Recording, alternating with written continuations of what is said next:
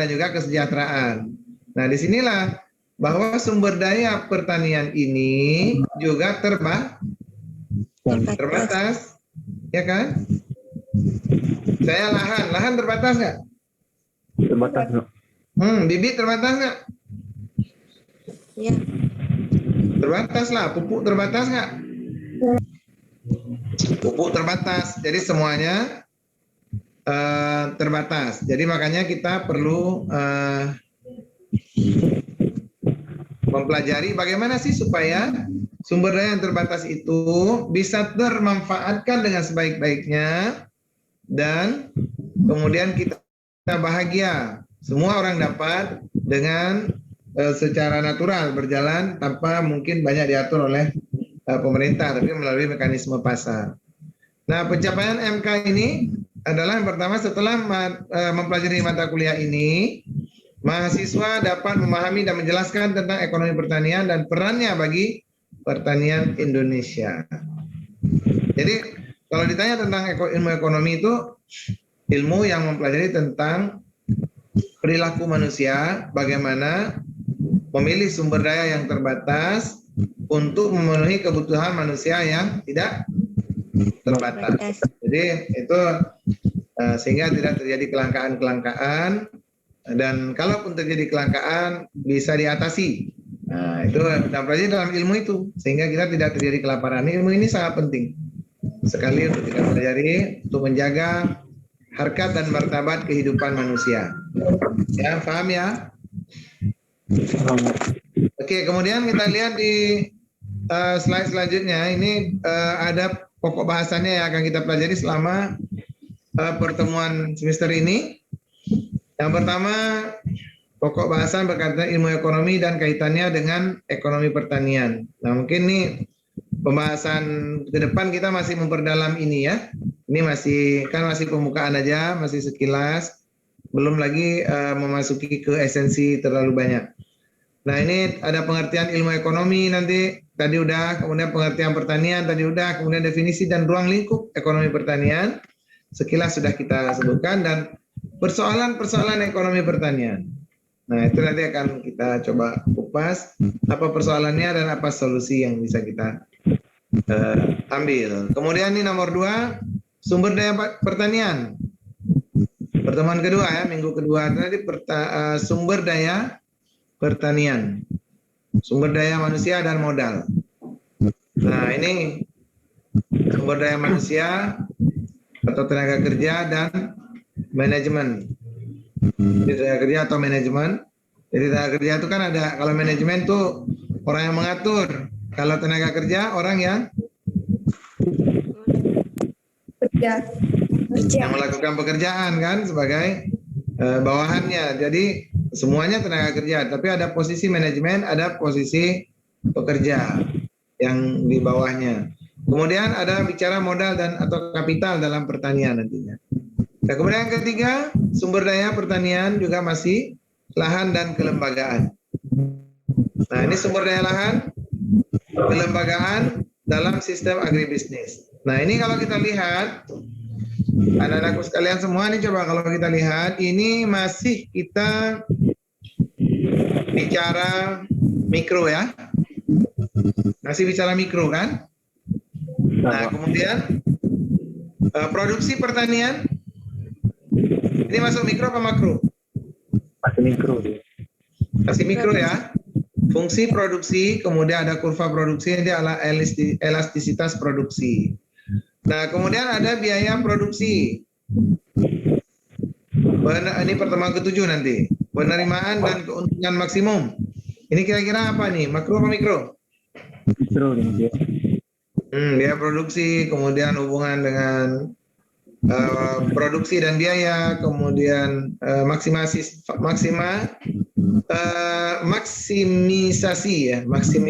profit.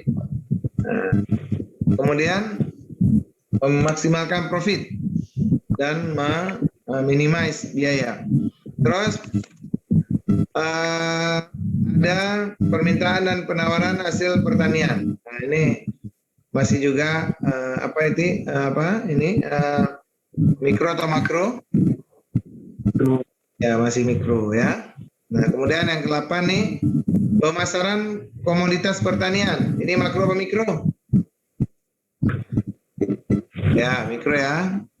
Arti dan fungsi pemasaran, kemudian margin pemasaran atau bea dan keuntungan, kemudian rantai pemasaran dari lembaga yang terlibat dan efisiensi pemasaran. Terus yang ke-9, pasar dan kebijakan pertanian. Ini makro apa makro? Mikro.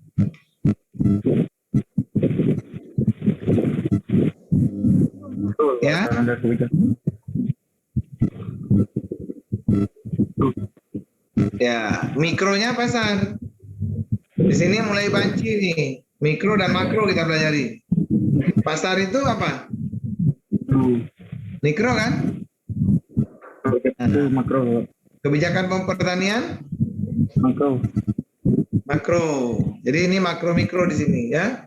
Ini ada sifat dan bentuk pasar, kemudian struktur pasar, kemudian tingkatan pemasaran dikaitkan dengan penentuan harga.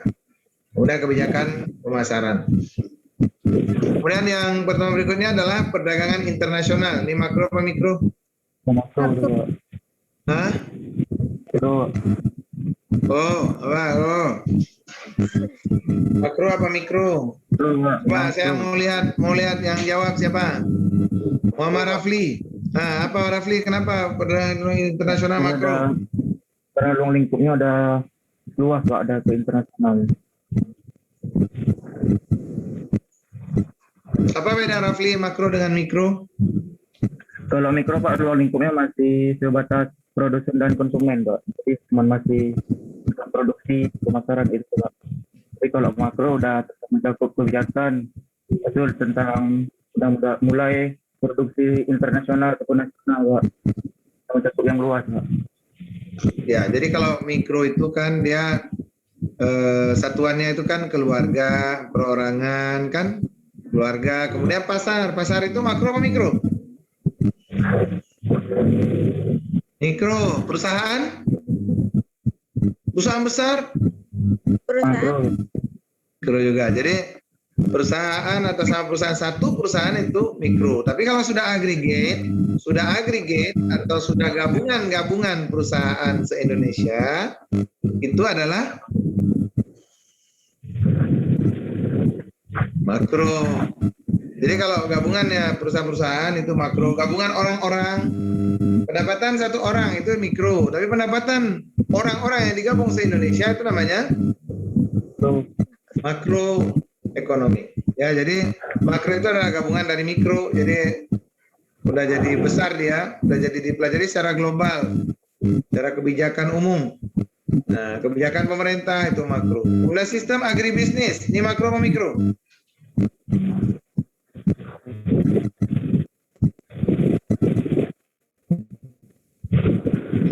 Makro apa mikro?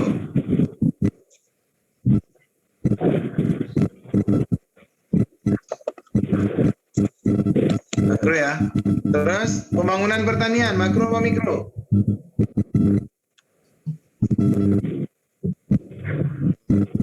Makro ya. Lihat nih kebijakan pembangunan pertanian, program-program pertanian yang dilaksanakan dan sudah dilaksanakan. Ini kan artinya jama ini bukan satu program, bukan untuk satu orang, bukan untuk satu perusahaan, tapi program-program ini dibuat oleh pemerintah untuk komunitas-komunitas atau untuk seluruh bangsa. Nah, ini juga makro ya, dan evaluasi dari kebijakan program, kemudian perbandingan pembangunan pertanian dengan negara lain. Nah, ini udah internasional ya.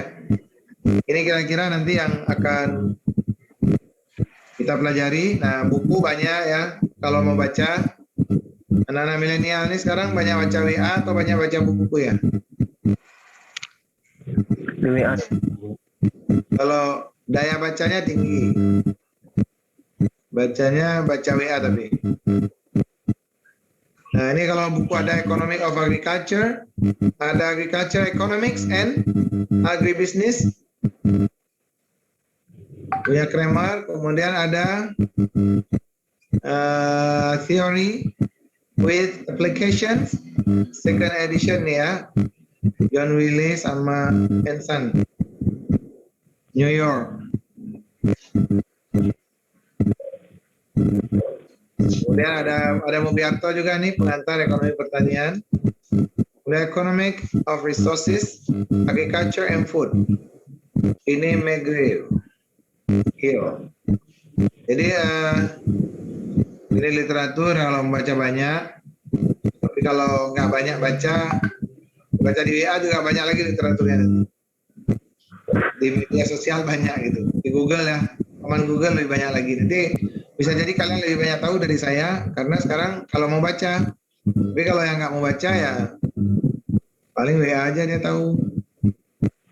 Nah ini referensi pendukungnya, bisa juga analisis ekonomi pertanian Indonesia, kemudian ada pembangunan sistem agribisnis ini. Suara dari Bogor. Nah ini tambahan-tambahan aja. Dan saya pikir sekarang kalau literasi, kalau mahasiswa mau itu nggak terbatas. Bebas kalian mengambil dari mana sumbernya. Yang penting jangan buat-buat. Nanti buat definisi-definisi sendiri nggak jelas, Pak. Ini kamu salah nih. Kok bisa salah? Ini saya buat lihat dari ini, Pak. Jadi kalau literaturnya nggak jelas, jangan. Karena sekarang banyak menyesatkan. Nah ini kita kenapa belum habis nih? Oh ini karena ini mari pertama nih, jadi habis-habisnya. Oke, adik-adik sekalian, ini gambaran dari